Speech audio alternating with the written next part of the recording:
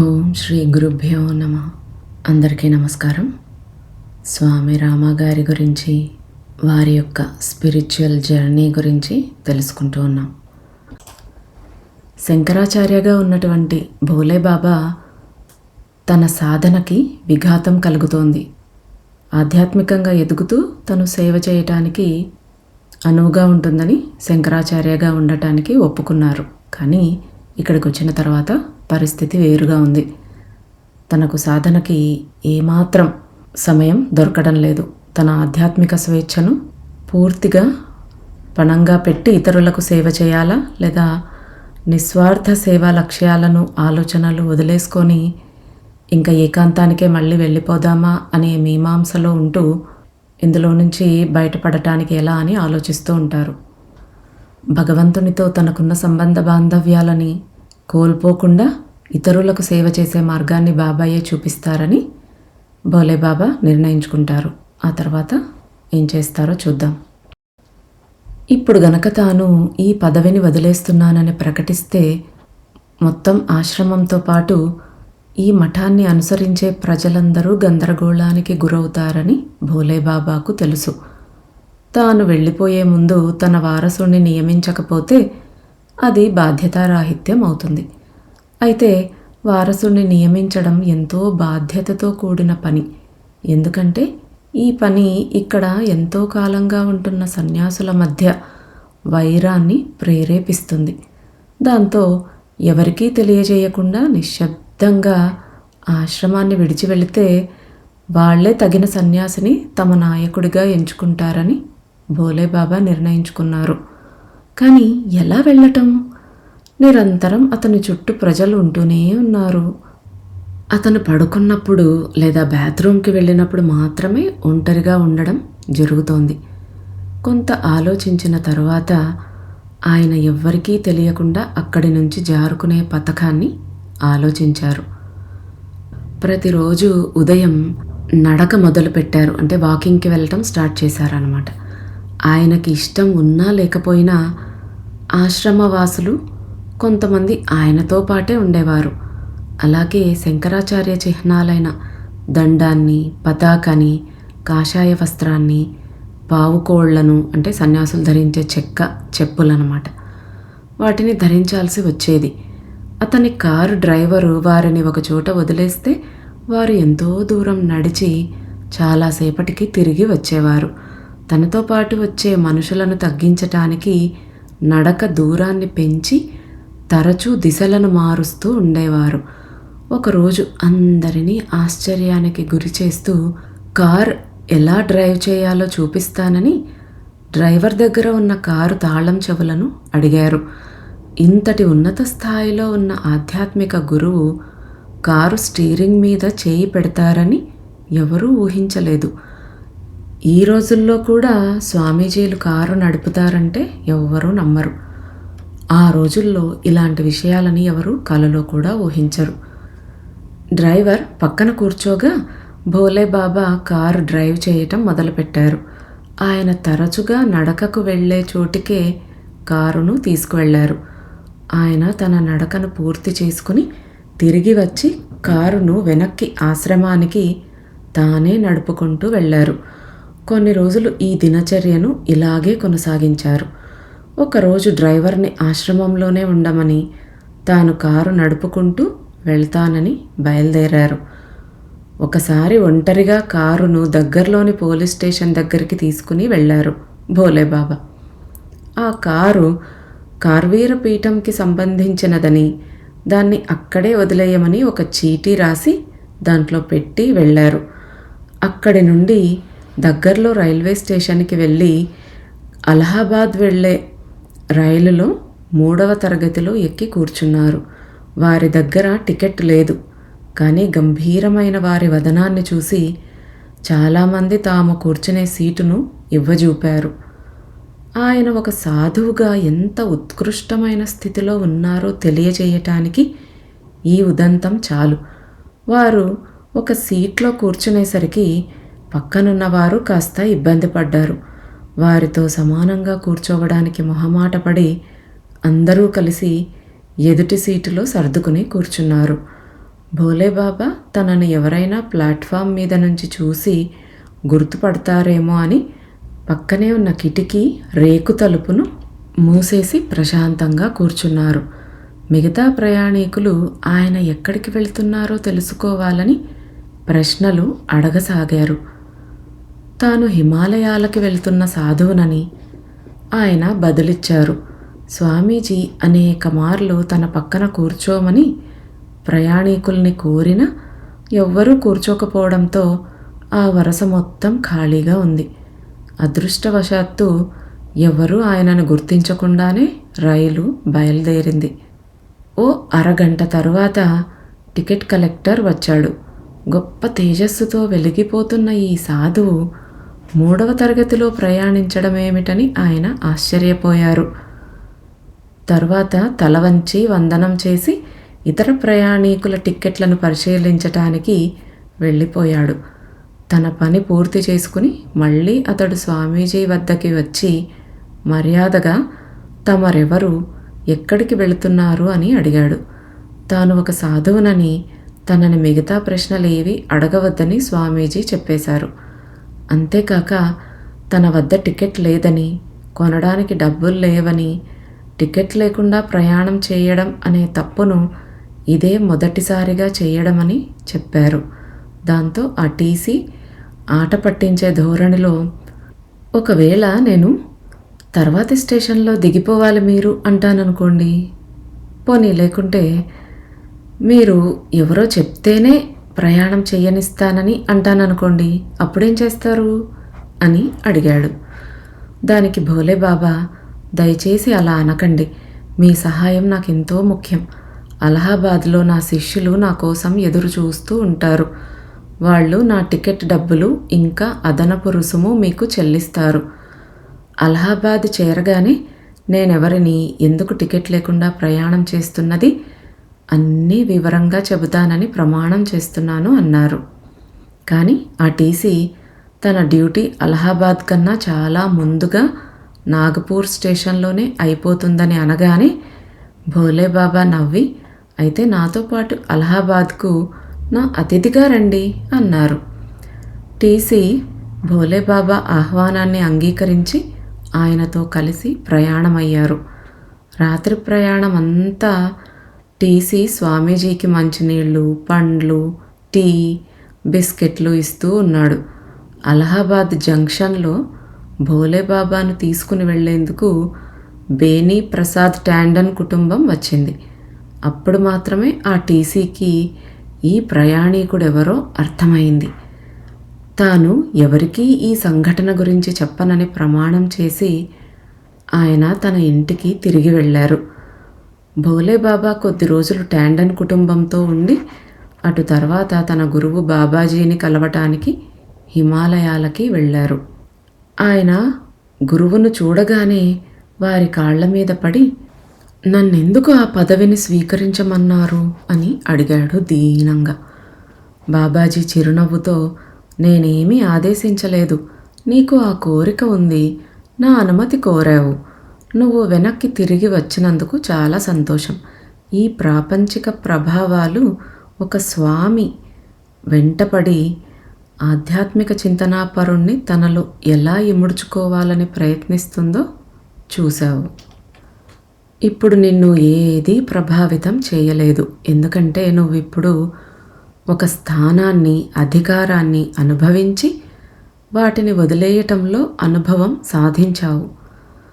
ఇప్పుడు నిన్ను ప్రాపంచిక విషయాలేవి ప్రభావితం చేయలేవు. ప్రజలు ఆధ్యాత్మిక గురువుల నుండి ఎంతో ఆశిస్తుంటారు. వాళ్ళ జ్ఞానాన్ని పెంచి పైకి తీసుకురా, కానీ నీ దారిని ఎన్నడూ విడనాడకు అన్నారు బాబాజీ. కొన్ని రోజుల తర్వాత బాబాజీ ఒక కొత్త విషయాన్ని సంభాషించటం ప్రారంభించారు. ఇంతకు ముందెన్నడూ దాని ప్రస్తావన రాలేదు. చాలామంది పెళ్లి చేసుకుని పిల్లల్ని కంటారు. బాబాజీ కొనసాగిస్తున్నారు. ప్రపంచంలోని చాలా సమస్యలు మానవ సంబంధాల చుట్టే తిరుగుతూ ఉంటాయి. కుటుంబ శ్రేయస్సు, ఉద్యోగం, వ్యాపారం ఇలాంటి వాటి చుట్టే సమస్యలు తిరుగుతూ ఉంటాయి. నీకు ఇలాంటి వాటితో అనుభవం లేనప్పుడు ఏ విధంగా వారి సమస్యలని పరిష్కరిస్తావు? వారికి ఎలా మార్గదర్శిగా ఉండగలవు? ఎలా సేవ చేయగలవు? నువ్వు పెళ్లి చేసుకో. అప్పుడే ఈ ప్రపంచంలో ఎలా ఉండాలో తెలుస్తుంది. అది నీకు ఈ సంసార బంధం అనే సాలెగూడులో చిక్కుకున్న వారి పట్ల నిజమైన ప్రేమ, జాలి కలిగేలా చేస్తుంది. ఇంకా చెప్పాలంటే ఆధ్యాత్మిక జీవితంలో నీకున్న ఆ కాస్త గర్వం కూడా మాయమైపోతుంది. నువ్వు శంకరాచార్య పీఠం ఆధారంగా నడవకూడదు. నువ్వు నీ హక్కులను సాధించుకుని ఆత్మగౌరవంతో ఉండాలి. ఆత్మగౌరవం కలవారు ఎవరైనా పొగిడితే ఉబ్బిపోవడం, తెగిడితే తలకిందులవ్వటం చెయ్యరు అన్నారు. మరోపక్క కార్వీర పీఠంలో తమ శంకరాచార్యుల జాడ కనుక్కోవడానికి ప్రయత్నిస్తున్నారు. ఆశ్రమంలో నివసించలేక చాలామంది అనుచరులు పూర్తిగా అదృశ్యమయ్యారు. కొంతమంది ఆశ్రమంలోనే ఏదో సమస్య ఉందని అనుకున్నారు. మరికొంతమంది అసలు సమస్య భోలేబాబాలోనే ఉందన్నారు. కొంతమంది అతను పిరికివాడని, సంప్రదాయాన్ని నాశనం చేశాడని అన్నారు. మరికొంతమంది అతనికున్న నిరాసక్తత, నిర్భీతి గురించి మాట్లాడుకున్నారు. కొంతమంది అతని కోసం మళ్ళీ వెతికి తీసుకొద్దామనుకున్నారు. మరికొంతమంది ఇష్టం లేని పని నుంచి బయటికి వెళ్ళిన అతని నిర్ణయంలో మనం కలగజేసుకోకూడదు అని అనుకున్నారు. ఈ గందరగోళ పరిస్థితిలో ఎవరూ ఇంకొకరి మాట వినే స్థితిలో లేరు. ఎవరికి వారు తమకు ఇష్టమైన పద్ధతుల్లో పని చేసుకుపోతూ ఉన్నారు. కొంతమంది ఆయన కోసం వెతుకుతూ ఉండగా మరికొంతమంది ఆయన వెళ్ళిపోవడంతో ఏర్పడిన ఖాళీని భర్తీ చేయాలని భావించారు. జరిగిన మొత్తం సంఘటన పట్ల ఆందోళన వెలిబుచ్చినప్పుడు బాబాజీ నవ్వి, మనిషి జ్ఞాపక శక్తి కుక్క జ్ఞాపక శక్తి కన్నా హీనం. ప్రజలకు చాలా సమస్యలున్నాయి. ఎవరు చూడొచ్చారు నువ్వు శంకరాచార్య కిరీటానికి మెరుగులు దిద్దుతున్నావో, లేక నీ ఉపేక్షతో ఇబ్బందులకు గురి చేస్తున్నావో? మత గురువుల లేదా రాజకీయ నాయకుల పట్టాభిషేకాలు కానీ, రాజీనామాలు కానీ అప్పటికప్పుడు క్షణికమైన ఉత్పాతాన్ని సృష్టిస్తాయి. అమాయక ప్రజలకి ఈ ప్రపంచం గురించి తెలీదు. గుంపులో గోవిందలాగా ఉంటారు. అందరూ ఏమంటే అదే అంటారు. కొన్ని రోజులు గడిస్తే చక్కగా వెనక్కుపోయి తమ దైనందిన జీవితంలో మునిగిపోతారు. వాళ్ళ గురించి తప్ప ఎవ్వరికీ దేని గురించి ఆలోచించే సమయం ఉండదు. కార్వీర పీఠంలోని వాళ్లకు కూడా వారి స్వంత కార్యక్రమాలున్నాయి. పదవి పట్ల వాళ్ళకి ఉన్న ఆశలు, కీర్తికాంక్ష, ప్రతిష్ట నీ జ్ఞాపకాలను మొహమాటం లేకుండా తుడిచేస్తాయి. ఆ పీఠాన్ని వదిలి సంవత్సరం దాటింది. వెళ్ళి నీ కార్యక్రమంలో నిమగ్నమవు అన్నారు. బాబాజీ ఆయనను ఉత్తర భారతదేశంలో లక్నో, అలహాబాద్, కాన్పూర్ లాంటి ప్రదేశాల్లో తిరగమన్నారు. అలానే చేశారు భోలేబాబా. తిరుగుతున్నప్పుడల్లా వివాహం చేసుకోమన్న బాబాజీ మాటలు ఆయనకు గుర్తొస్తుండేవి. కానీ ఎలా? భారతదేశంలో ఎవరన్నా తమ కూతుర్ని చూస్తూ ఒక సన్యాసికి ఇవ్వగలరా? అయినా బాబాజీ తనను వివాహం చేసుకోమన్నారు. తన వివాహం కోసం బాబాజీ ఖచ్చితంగా తనదైన పద్ధతుల్లో రహస్యంగా ఏదో ఏర్పాట్లు చేసే ఉంటారని ఆయనకు బాగా తెలుసు. అంతా దేవుడి మీదే భారం వదిలారు. ఆయన గృహస్థ జీవితంలోనికి ప్రవేశించటానికి తన వైపు నుంచి ఎలాంటి ప్రయత్నం చేయలేదు. బాబాజీ మాటలు ఎలా కార్యరూపం దాలుస్తున్నాయో భోలేబాబా తన హిమాలయ పరమగురువులతో జీవనంలో రాశారు. నేను ఉత్తరప్రదేశ్లో ఉండగా ఉత్తర ప్రాంతంలో ఒక రాష్ట్రమైన ఉత్తరప్రదేశ్లోని కొంతమంది నన్ను రోజు సాయంత్రం కలుస్తూ ఉండేవారు. వాళ్లకు నేను ఉపనిషత్తులపై ఉపన్యాసాలు ఇచ్చేవాడిని. ఒకరోజు ఇంగ్లీష్ లిటరేచర్లో డిగ్రీ పూర్తి చేసిన ఒక అమ్మాయి నా ఇంటర్వ్యూ అడిగింది. మాటల్లో నేను ఆమెకు పోయిన జన్మలో భర్తనని బలంగా చెప్పసాగింది. 2 గంటల తర్వాత అది నిజమే కావచ్చు అనే స్థితికి నేను చేరుకున్నాను. ఇంతవరకు నాతో అలా ఎవ్వరూ వ్యక్తిగతమైన రీతిలో మాట్లాడేవారు తారసపడలేదు. ఆమె ఈ జన్మలో కూడా మనం వివాహం చేసుకుందామని ఒప్పించటానికి ప్రయత్నించింది. దాంతో నేను ఆమెతో జీవితం ఎలా ఉంటుందో ఆలోచించడం మొదలుపెట్టాను. మా గురుదేవులు ఈ పెళ్లికి ఒప్పుకుంటే నాకు సమ్మతమే అని అన్నాను. ఆ అమ్మాయి పేరొందిన కుటుంబం నుంచి వచ్చింది. ఆమె సోదరులు, ఇతర బంధువులు ఉన్నతమైన ప్రభుత్వోద్యోగాలలో ఉన్నారు. ఆ రకంగా భోలేబాబా ఈ లౌకిక ప్రపంచ వ్యవహారంలోకి ప్రవేశించారు. తాను గతంలో సన్యాసాశ్రమంలో ఉన్నారనే విషయం ఆమె తరపు వాళ్ళకి తెలియనిదేమీ కాదు. ఇప్పుడు ఆయన పేరు బ్రజ్ కిషోర్ కుమార్. కానీ చాలామంది ఆయన్ని ఇప్పటికీ భోలేబాబా అనే అంటారు. కొంత సొమ్ము బాబాజీ నుండి తీసుకుని ఆగ్రాలో చిన్న వ్యాపారం మొదలుపెట్టారు ఆయన. వ్యాపారవేత్తగా ఆయన పేరు కుమార్ సాహెబ్. కానీ లోతుగా ఆయనను పరిశీలిస్తే తన మానసిక ప్రవృత్తిలో ఆయన ఇంకా సాధువే. తన కుటుంబం పోషణార్థం కష్టపడి పనిచేయటానికి ఆయన ఏమాత్రం వెనుకాడలేదు. అప్పటికే ఆయనకు ఒక కుమారుడు జన్మించాడు. అతడి పేరు మోహిత్. అనతి కాలంలోనే ఆయన వ్యాపారం 3 పువ్వులు 6 కాయలుగా వర్ధిల్లింది. ఉత్తర భారతదేశంలోని భోలేబాబా భక్తులు పుకార్లతో ఎంతో కోలాహలంగా ఉన్నారు. కేవలం ఈ అమ్మాయిని పెళ్లి చేసుకోవడానికే భోలేబాబా కార్వీర పీఠాన్ని వదిలేసి వచ్చాడని అందరూ అనుకోసాగారు. అలహాబాద్ విశ్వవిద్యాలయంలో నా పరిశోధనా సలహాదారుడు డాక్టర్ ఎంపి లఖేరా స్వామీజీ జన్మించిన గడ్వాల్ హిమాలయ ప్రాంతం నుంచి వచ్చారు. స్వామి వారి వివాహం తరువాత వారిని పూజించిన చాలామంది ఆయన భక్తులు ప్రస్తుతం ఆయనకు శత్రువులుగా మారారని చెప్పారు.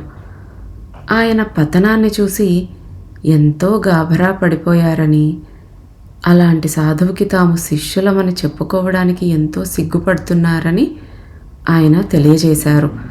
మరోవైపు స్వామీజీ ఆధ్యాత్మిక విజయాలను కాకుండా ఆయనకు అలహాబాద్ విశ్వవిద్యాలయం ప్రొఫెసర్ ఆర్డి రానడే గారికి ఒక ప్రధాన శిష్యుడిగా ఉన్నందుకు డాక్టర్ లఖేరా ఎంతో మెచ్చుకుంటున్నారు. స్వామీజీ విమర్శలకి ఏమాత్రం భయం లేకుండా ఈ పరిస్థితి అనివార్యం చేసే వాస్తవాన్ని గౌరవించినందుకు ఆయన స్వామీజీని ఎంతో కొనియాడారు. స్వామీజీ జీవితంలో ఆ రోజులు ఎంత క్లిష్టంగా ఉన్నాయనేది వారి శిష్యుల ద్వారా, వారితో బాహువిధాల సంబంధాలు ఉన్న వ్యక్తుల ద్వారా నాకు తెలిసింది. అలా తెలిసిన వారిలో కల్నల్ ఖైరా, ఆయన పిల్లలు రవి, పీకూలు కూడా ఉన్నారు. వీళ్ళు ఆ రోజుల్లో ఆయనతో ఉన్నారు. 1980లో వాళ్ళు ఆయనతో కెనడాకి వెళ్ళారు. అప్పటి నుండి వాళ్ళు పెన్సిల్వేనియాలో ఉన్న హిమాలయన్ సంస్థలో ఎంతో చురుగ్గా పాల్గొన్నారు. వాళ్ళు పిల్లలుగా ఉన్నప్పుడు ఆయన్ని మామయ్య అని పిలిచేవారు. పెరిగి పెద్దయిన తర్వాత కూడా వాళ్ళు ఆయనతో ఆడుతూ ఉంటే స్వామీజీ వారితో చిన్నపిల్లవాడిలాగానే ప్రవర్తించేవారు. స్వామీజీ హోనెస్ డాల్లో ఒకసారి కుక్కతో ఆడుతూ ఉంటే రాజా, రవిలు మామయ్య మీలాగా ఎవరు కుక్కకి ట్రైనింగ్ ఇవ్వలేరు అని అన్నారు. స్వామీజీ గర్వంగా నవ్వి, ఓసారి నా కుక్క దొంగను పట్టుకుంది కదా, ఆ విషయం నీకు గుర్తుందా అని అడిగారు. గుర్తుంది మావయ్య, ఎంత అద్భుతమైన దృశ్యం అది అన్నారు పిల్లలు.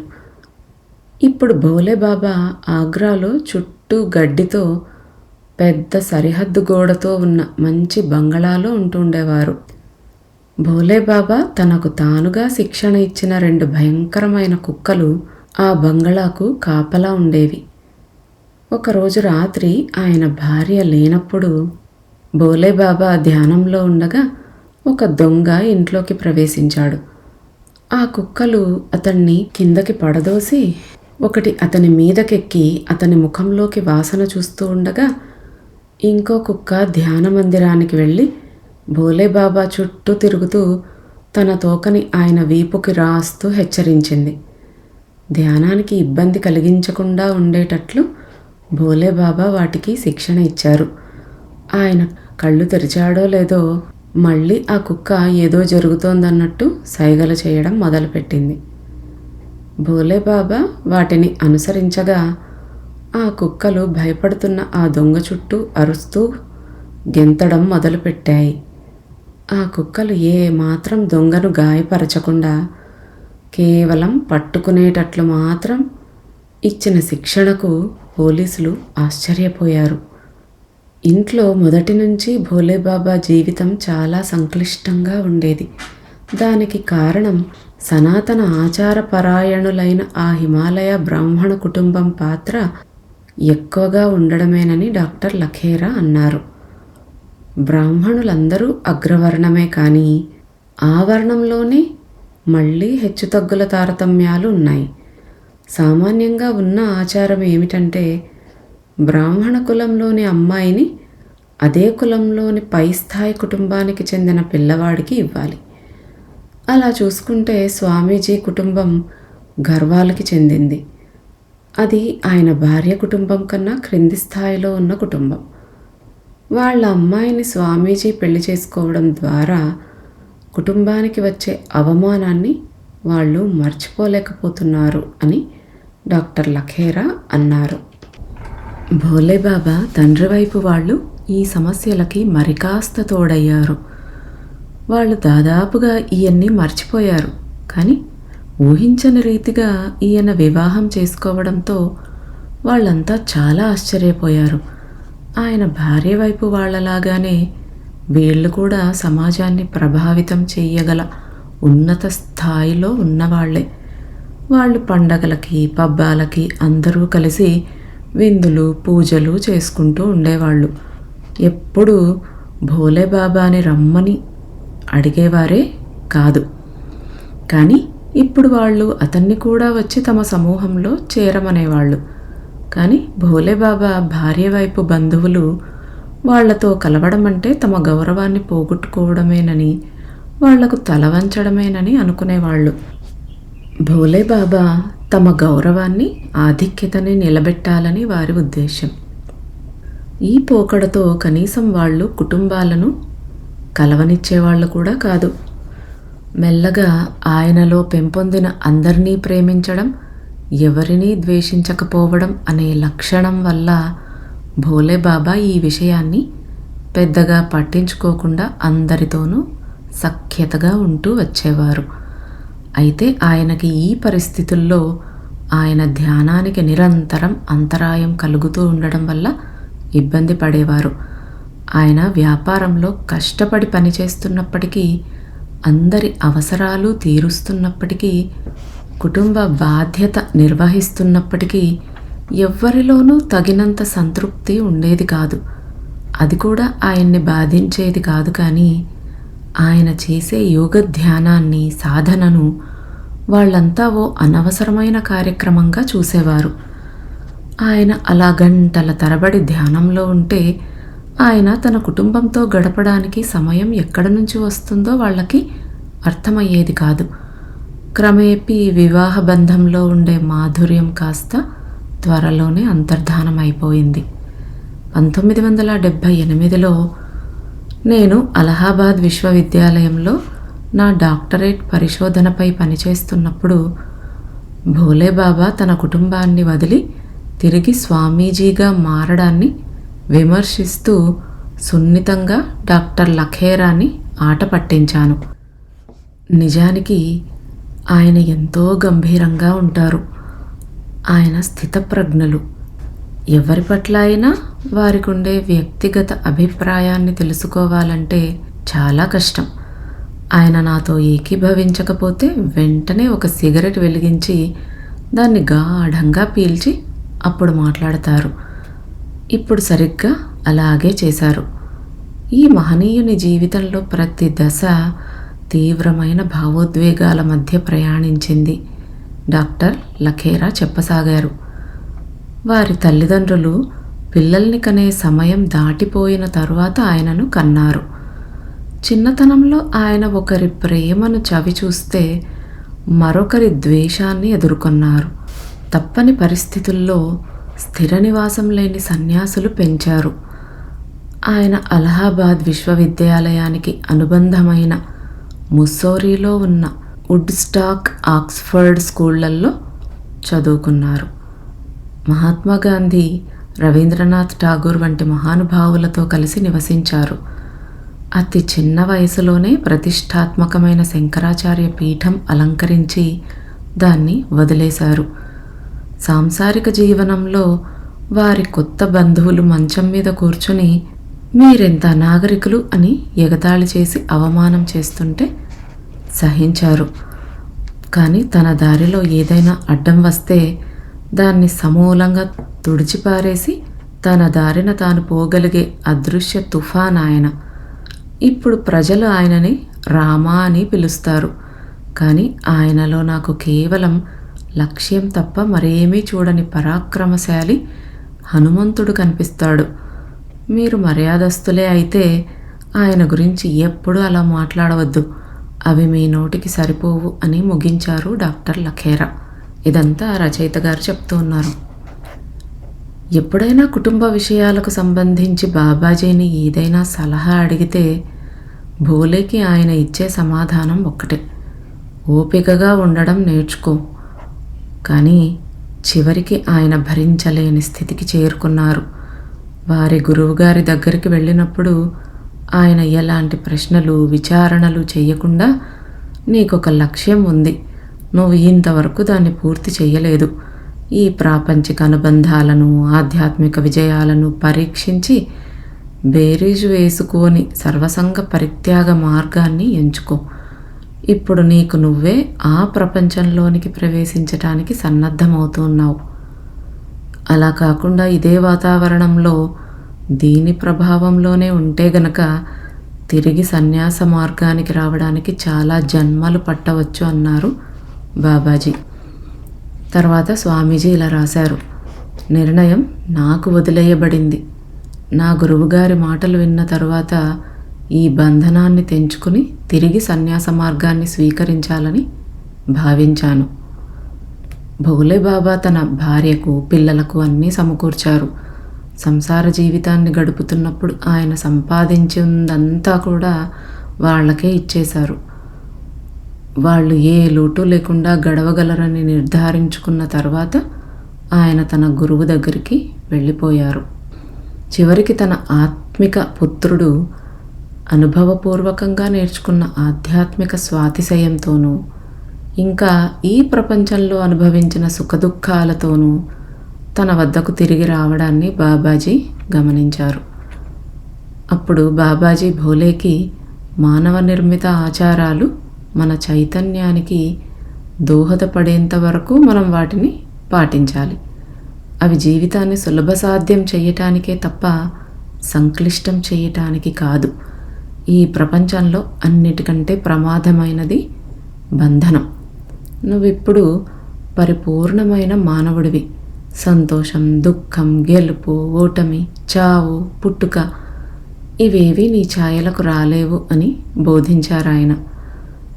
బాబాజీ ప్రతి స్టేజ్లోనూ వారికి ఒక అనుభవం వచ్చేలా చేసి, దాని మీద ఎక్కడైనా లోతుల్లో ఏదైనా ఆశ ఉన్నా లేదా దాని మీద వ్యామోహాలు అన్నీ తొలగిపోయేలాగా అనుభవం ఇస్తూ ఆ రకంగా ఆయనని ముందుకు తీసుకెళ్తూ ఉన్నారనమాట. వాటిల్లోంచి మళ్ళీ బయటికి తీసుకొస్తూ బాబాజీ మళ్ళీ భోలే బాబాకు సన్యాస దీక్ష ఇచ్చారు. ఈసారి సన్యాస దీక్ష తీసుకుంటున్నప్పుడు చేసే ధార్మిక ఆచార సాంప్రదాయాలు ఏవీ లేకుండానే తీసుకున్నారు. ఈ సన్యాస దీక్షతో భోలే బాబా మళ్ళీ స్వామి రామగా జన్మించారు. మొదట్లో సన్యాస దీక్ష స్వీకరణ, దాన్ని వదిలేసి గృహస్థాశ్రమాన్ని స్వీకరించడం, మళ్ళీ దాన్ని వదిలి సన్యాసిగా మారడం, మొదట్లో సన్యాస దీక్ష స్వీకరణ, దాన్ని వదిలేసి గృహస్థాశ్రమాన్ని స్వీకరించడం, మళ్ళీ దాన్ని వదిలి సన్యాసిగా మారడం, ఇదంతా కొంతమందికి గందరగోళంగా అనిపించింది. మరికొంతమంది ఆయన మొత్తం యోగీశ్వరుల ఆధ్యాత్మిక సాంప్రదాయాలను, విలువలను నాశనం చేశారని అన్నారు.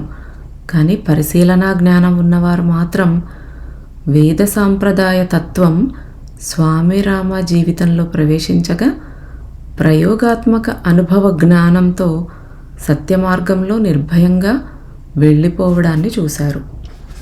హిమాలయ పరమగురువులతో జీవనంలో స్వామీజీ దీని గురించి సోదాహరణంగా వివరించారు. 2 ప్రసిద్ధ మార్గాలున్నాయి. 1 సర్వసంగ పరిత్యాగం, 2 లౌకిక మార్గం. నా దారి సర్వసంగ పరిత్యాగ మార్గం. ఎవరూ ఈ రెండింటినీ ఒకదానితో మరొకదాన్ని పోల్చి ఒకటి గొప్పదని మరొకటి తక్కువదని మాట్లాడకూడదు. సంసారంతో కూడి ఈ ప్రపంచంలో నివసిస్తూ పనిచేయడం అనే దారిని నేను ఖండించను. ఆ దారి జీవిత అవసరాలను సమకూరుస్తుంది. కానీ ఆ దారిలో ఎంతో సమయం వెచ్చించాలి. సర్వసంగ పరిత్యాగ మార్గంలో ఆధ్యాత్మిక సాధనకు ఎంతో సమయం ఉంటుంది. కానీ జీవిత అవసరాలైన తిండి, బట్ట, నివాసం లాంటివి పరిమితంగా ఉంటాయి. ఇలాంటి అవసరాలకి సర్వసంగ పరిత్యాగి గృహస్థుల మీద ఆధారపడాలి. ఎవరైనా ఏ దారిలో వెళ్తున్నారనేది ముఖ్యం కాదు. నీతి, నిజాయితీ, విధేయత, సత్యశీలత, విశ్వాసం ఇవే ముఖ్యం. ఈ 2 మార్గాల్లోనూ కూడా అవే ముఖ్యమైనవి. ఈ నిర్దిష్ట సంఘటన నా జీవితానికి కొంత అపఖ్యాతి తెచ్చిపెట్టింది. ఎందుకంటే ప్రజలు స్వామీజీ అంటే ఎంతో ఉన్నత స్థానంలో అధిష్ఠించి ఆరాధనా భావంతో కొలుస్తారు. వాళ్ళని దివి నుంచి భువికి దిగి వచ్చిన దేవతలుగా భావిస్తారు. భారతదేశంలో స్వామి అంటే ప్రపంచానికి ఆవల ఉండే మహనీయుడని, అతనికి ప్రాపంచిక స్వాధీనత ఏమీ ఉండకూడదని, లౌకిక ప్రపంచ బంధాలకి అతడు అతీతంగా ఉండాలని కోరుకుంటారు. ఇలాంటి అంచనాల వల్లే స్వాతిశయంతో ఇలాంటి దారుల్లో నివసించే వారిని ఎంతోమందిని చూశాను. 6వ అధ్యాయం శ్రీరామ పథంలో పయనం తర్వాతి భాగంలో చదువుకుందాం. నమస్తే.